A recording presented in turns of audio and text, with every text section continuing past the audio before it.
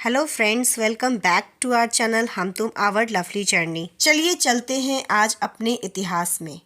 हमारे भारत का इतिहास बहुत ही भव्य और बहुत ही सौंदर्यशाली रहा है और ऐसे ही इतिहास को बयां करता हुआ एक शहर है हम्पी, जो कि अभी कर्नाटक जिला में स्थित है।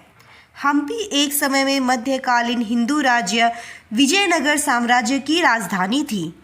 उस समय विजयनगर साम्राज्य संसार का सबसे समृद्ध वैभवशाली साम्राज्य हुआ करता था, जिसका विस्तार आज के कर्नाटक, आंध्र प्रदेश और महाराष्ट्र तक था। यहाँ रहने वाले हर तबके के लोग हर तरह से संपन्न थे। सन 1509 से 1529 तक यहाँ कृष्णदेव राय ने शासन किया, जिसके दरबार में बुद्धिमान तेनालीराम थे। तो ये नगरी तेनालीराम की है, जिसकी कहानियों से हमारा बचपन गुजरा है। रामायण काल में हम्पी को किष्किंधा नाम से जाना जाता था, जो वानर राज्य की राजधानी थी, जहाँ के बाली, सुग्रीव और हनुमान जी का निवास स्थान हुआ करता था। 500 साल पहले यहाँ 5 लाख से भी ज्यादा लोग रहते थे। प्राचीन भारत का सबसे ऐश्वर्यशाली नगर आज बस खंडहर बन के रह गया है। पहुंचने के लिए नियरेस्ट रेलवे स्टेशन है होसपेटे। हम होसपेटे सुबह अर्ली मॉर्निंग पहुंच गए थे। स्टेशन पे वेटिंग रूम में भी आप फ्रेश हो सकते हैं, अदरवाइज होटल ले सकते हैं, बट होटल में आपका टाइम वेस्ट होगा, इसलिए हमने ऑटो ले लिया है। ऑटो फेयर 1400 है। हमने नेगोशिएट किया, उसके बाद हमने नाश्ता कर लिया है वहीं पे और उसके बाद निकल चुके हैं फाइनल डेस्टिनेशंस के लिए। ये रास्ते में आता है कमलापुरा रिवर, जो कि आर्टिफिशियल है। यह है रास्ते का व्यू। यहाँ की ग्रेनाइट पहाड़ों की गिनती दुनिया की सबसे पुराने पत्थरों में की जाती है और ये है मेन एंट्री हम्पी का। चलिए देखते हैं हम्पी में हम क्या क्या विजिट करते हैं।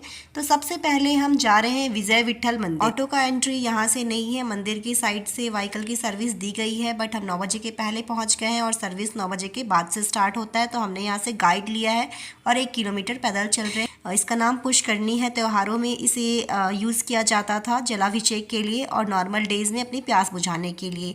ये किसी ज़माने में मार्केट हुआ करता था, जो कि बस अब खंडहर बन के रह गया है। तो अब हम पहुंच चुके हैं मंदिर के मेन एंट्री गेट के पास, आप देख सकते हैं। और हमने यहाँ पे टिकट लिया है, 40 रुपीज़ पर पर्सन टिकट है और इसी टिकट पे आपको कमल महल भी दिखाया जाएगा। और हम पहुँच चुके हैं विजय विठल मंदिर के अंदर। इस मंदिर का नाम विजय विठल मंदिर इसलिए रखा गया क्योंकि ये मंदिर भगवान विष्णु को समर्पित है। इस मंदिर का निर्माण राजा देव राय ने अपनी शासनकाल में करवाया था और इसका विस्तार राजा कृष्णदेव राय ने अपने शासनकाल में करवाया।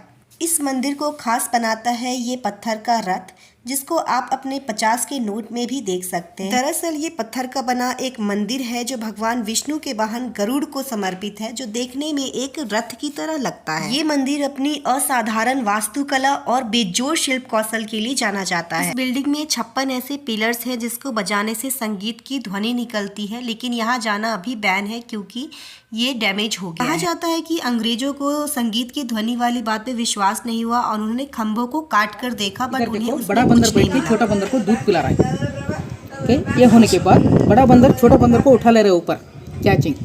ये होने के बाद थोड़ा सामने से ये देखो, ये शिवलिंग है, शिवलिंग के ऊपर नाग बटाई स्नेक। ये होने के बाद इधर आओ सब, हनुमान जी एक पैर उठा के जंप कर रहे हैं। देखो, एक पैर, ये पूछ मैडम, हनुमान जी जंप कर रहे हैं। ये होने के बाद ओके, एक पैर, वो एक पैर, ये पूछ पीछे फेस, हनुमान जी जंप कर रहे हैं। ये होने के बाद ऐसा देखो, साम दिखता है स्नेक, यहाँ पे पूछ दिख रहा है, ऐसा देखो यहाँ पे फेस दिख रहा है snake. 6-in-1 animals carving. 3D का फोटो कैसे देखते हैं सर आप?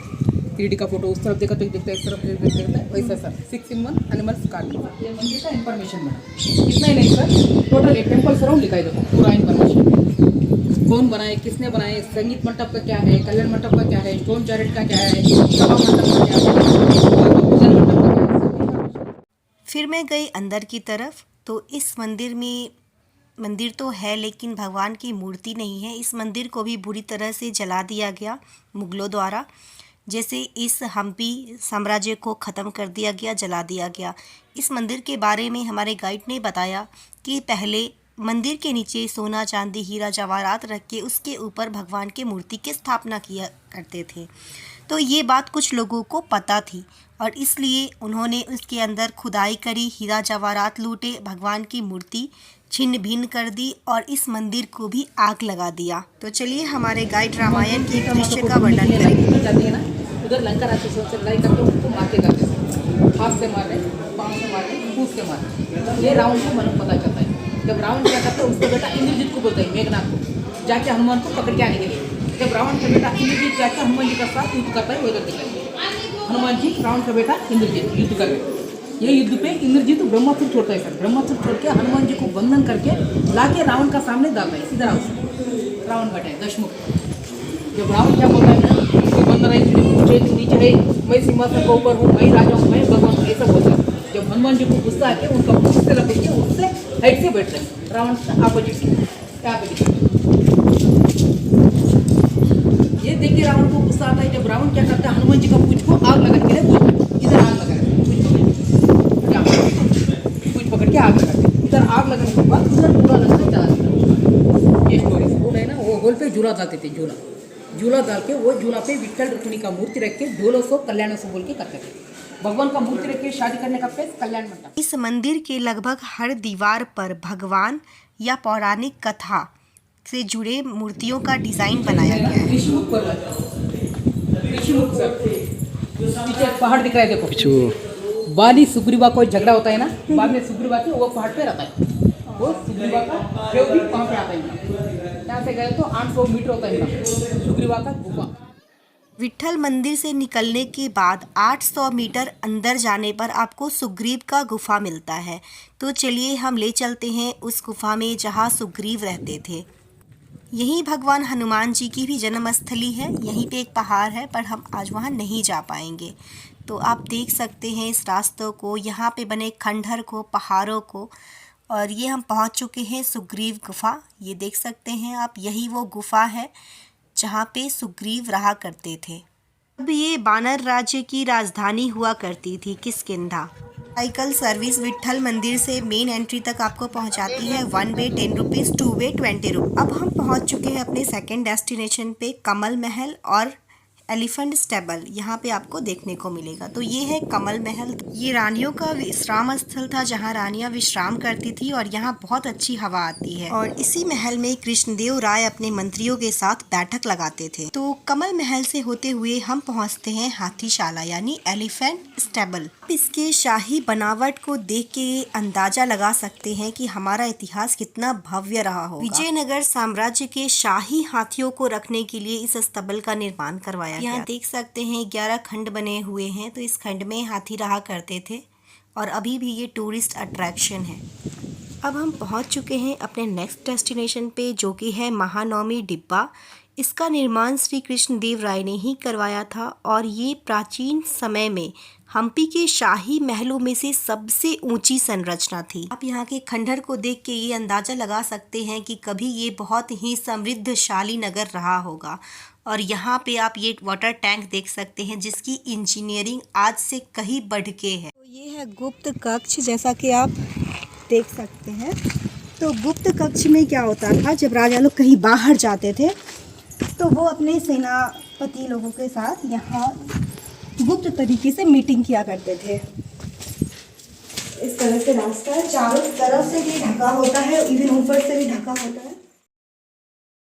तो आप देख सकते हैं कि राजा किस तरह से अपने लिए गुप्त कक्ष बनाया करते थे और वहाँ मीटिंग करते थे ताकि उनकी योजना कहीं से भी लीक ना हो। अपने वैभवशाली दिनों में विजयनगर साम्राज्य रोम से भी ज़्यादा समृद्ध था। उस समय जो भी इटली, ईरान और पुर्तगाल से विजयनगर घूमने आए, उन्होंने इसे सबसे ऐश्वर्यशाली नगर बताया। कहा जाता है कि यहाँ के राजा गड्ढों में पिघला हुआ सोना रखा करते थे। 1565 में मुगलों द्वारा यहाँ आक्रमण किया गया, इस शहर को आग लगा दिया गया और हम्पी को 6 महीने तक लूटा गया और संसार के सबसे संपन्न नगर को खंडहर बना दिया गया। ये नरसिंह लक्ष्मी मंदिर है जिसकी ऊंचाई 6.7 मीटर है और ये उसी के बगल में वड़ाविलिंगा टेम्पल है जो हम्पी का सबसे बड़ा शिवलिंग है। तो अब हम चलते हैं अपने नेक्स्ट डेस्टिनेशन पे, जो कि है विरूपाक्ष मंदिर। विरूपाक्ष मंदिर भगवान शिव को समर्पित है और ये 7वीं शताब्दी में बनाया गया था। विरूपाक्ष मंदिर का गोपुरम 500 साल पहले बनाया गया था और इसकी ऊंचाई है 50 मीटर। हम्पी में 16,000 से भी ज़्यादा मंदिर थी, इसलिए इसे मंदिरों का शहर भी कहा जाता था। हम्पी एक समय में संसार का सबसे वैभवशाली साम्राज्य रहा है, इसलिए अभी भी यहाँ पे आर्कियोलॉजी विभाग वाले लोग खुदाई करते रहते हैं, पुराने मंदिर को पॉलिश करके उसको नया बनाने की कोशिश करते हैं, अपने धरोहर को जिंदा रखने की कोशिश करते हैं। माना जाता है कि अभी भी यहाँ एक राजमहल दफन है जो कभी संसार के शक्ति का केंद्र हुआ करता था, जिसकी खोज अभी भी चालू है। इसके बाद हम चलते हैं मातंग पर्वत पे, जिससे सनसेट बहुत अच्छा दिखता है। ये काफ़ी ऊंचा है, आप देख सकते हैं को हमें इस पॉइंट पे पहुंचना है, तो चलिए चलते हैं। अगर आप ट्रैकिंग का शौक़ रखते हैं तो यहाँ आना आपके लिए बहुत ही अच्छा होगा, और डे एंड में आए ताकि सनसेट भी देख लें, और यहाँ पे आने पे थक भी जाते हैं तो डे एंड के लिए अच्छा रहेगा। एक इम्पॉर्टेंट इन्फॉर्मेशन देना चाहती हूँ, जब भी हम्पी आएँ तो अपने पास कैश रखें, क्योंकि यहाँ नेटवर्क बिल्कुल भी काम नहीं करता है। एयरटेल का कहते हैं जियो का नेटवर्क काम करता है, तो अगर आपके पास जियो है तो थोड़ा बहुत काम करेगा। तो हम टॉप पे पहुंच चुके हैं और आप देख सकते हैं कि टॉप पर से इस तरह का व्यू दिखता है जो कि बहुत ही खूबसूरत लग रहा है। विरूपाक्ष मंदिर के सामने का नज़ारा भी देखा जा सकता है। कहते हैं कभी वहाँ पे खुले में डायमंड का बाजार लगता था, जहाँ पे दूर दूर से लोग डायमंड खरीदने आते थे। तो इस तरह से हमारा हम्पी ट्रिप ख़त्म हो रहा है और हम बैंगलोर के लिए निकल रहे हैं। आप भी एक बार हम्पी ज़रूर आएँ ताकि आपको अपने गौरवशाली इतिहास को देखने का मौका मिले। Thank you.